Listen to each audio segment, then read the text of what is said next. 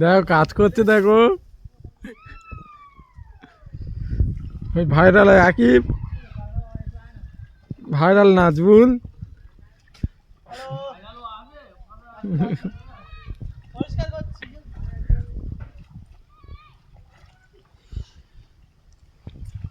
দেখো কাজ করছে, এখানে ধান ফেলবে বলে কাজ করছে, দেখো ওই জায়গাটা।